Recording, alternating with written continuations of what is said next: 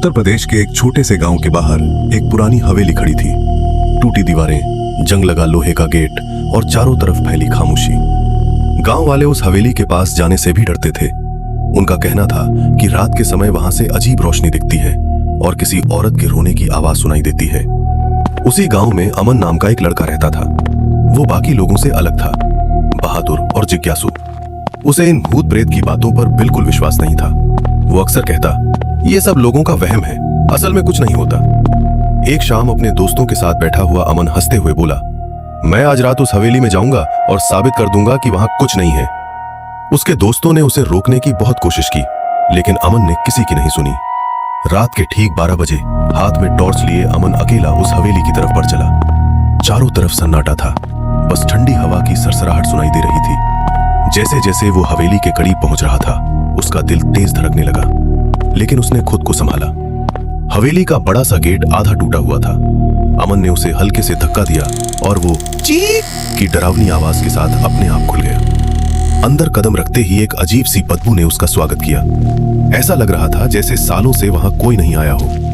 आंगन में सूखे पत्ते बिखरे हुए थे और हर कदम पर कर्क कर्क की आवाज गूंज रही थी। अमन धीरे धीरे आगे बढ़ने लगा।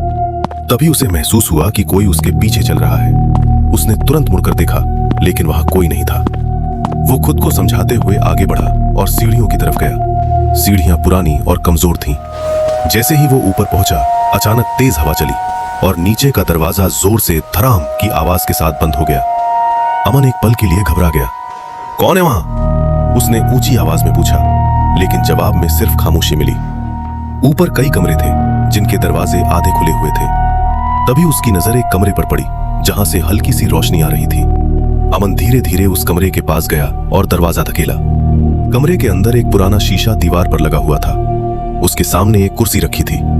अमन ने ध्यान से देखा और उसका दिल जैसे थम गया। शीशे में एक औरत बैठी हुई दिखाई दे रही थी, सफेद साड़ी में, लंबे बिखरे बालों के साथ।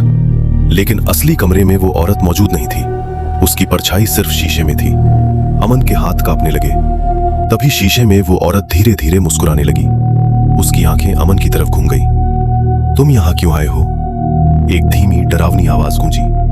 अमन ने हिम्मत जुटाकर कहा, मैं बस देखने आया था कि यहां कुछ नहीं है।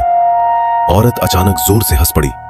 उसकी हंसी कमरे में नहीं, बल्कि सीधे अमन के दिमाग में गूंज रही थी। ये हवेली जिंदा लोगों के लिए नहीं है, उसने कहा। अचानक टॉर्च बंद हो गई और पूरा कमरा अंधेरे में डूब गया।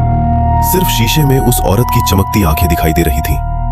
अमन पीछे हटने लगा, लेकिन जब उसने दरवाजे की तरफ देखा तो वहां दरवाजा था ही नहीं, सिर्फ एक दीवार थी। तभी उसके कान के पास किसी ने बहुत पास आकर फुसफुसाया, अब तुम भी यही रहोगे। अमन ने डर के मारे आंखें बंद कर ली। जब उसने दोबारा आंखें खोली तो वो अपने घर के पास था। उसके दोस्त उसे घेर कर खड़े थे। तू जंगल के पास बेहोश पड़ा मिला था, एक दोस्त ने कहा। अमन कुछ नहीं बोला, वो सिर्फ चुपचाप घर चला गया।